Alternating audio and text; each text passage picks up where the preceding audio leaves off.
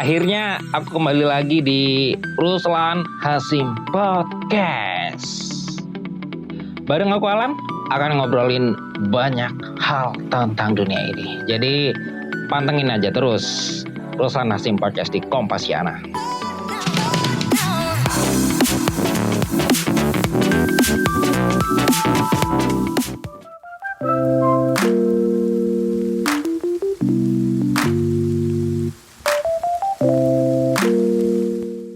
Ada yang kangen air terjun nggak? Sama kalau gitu ya. Aku juga kangen yang namanya air terjun. Karena kalau kita terbiasa berada di alam, air terjun merupakan salah satu tempat yang nyaman ya untuk kita bisa menghabiskan waktu senggang atau menghabiskan liburan. Namun ketika saat ini kita berada di musim hujan, tentu air terjun bukan hal yang pas ya untuk menjadi pilihan kita menghabiskan waktu luang.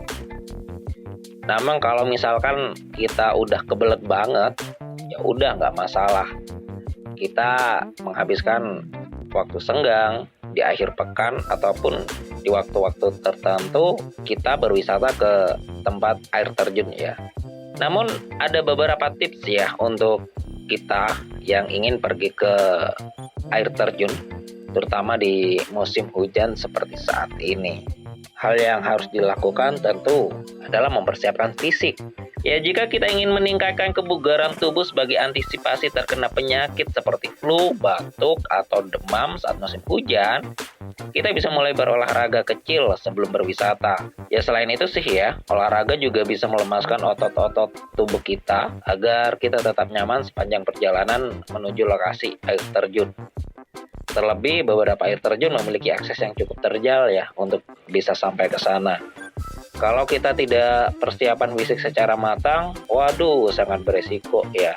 Selain memang karena jalur yang seringkali tidak bersahabat ya. Kemudian kondisi cuaca yang juga kurang mendukung karena memang musim hujan. Artinya fisik kita memang harus benar-benar kok dalam kondisi prima ketika kita ingin melakukan wisata ke air terjun. Kemudian hal selanjutnya yang bisa kita lakukan, perhatikan cuaca lah. Nah, sebelum melakukan perjalanan, ada baiknya kita memeriksa ramalan cuaca di lokasi air terjun yang kini dapat diakses dengan mudah melalui smartphone yang selalu ada dalam genggaman tangan kita. Ya enggak sih? Seperti pacar ya. Smartphone itu seperti pacar yang selalu ada di hati. Bedanya smartphone itu ada di genggaman tangan gitu kan.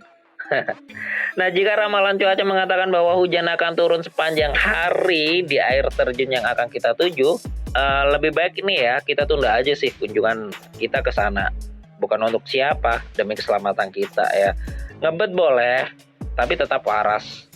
Dan kalau misalkan kita sudah berada di tempat atau di lokasi air terjun, ya lebih baik tinggalkan air terjun jika hujan mulai turun. Ini haruslah ya. Nah, apabila hujan mulai turun, meski gerimis, ada baiknya segera menghindari lokasi air terjun untuk memudahkan perjalanan menjauhi lokasi tersebut.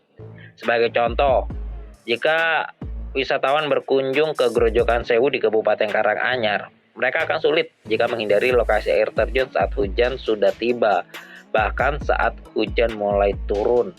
Kenapa?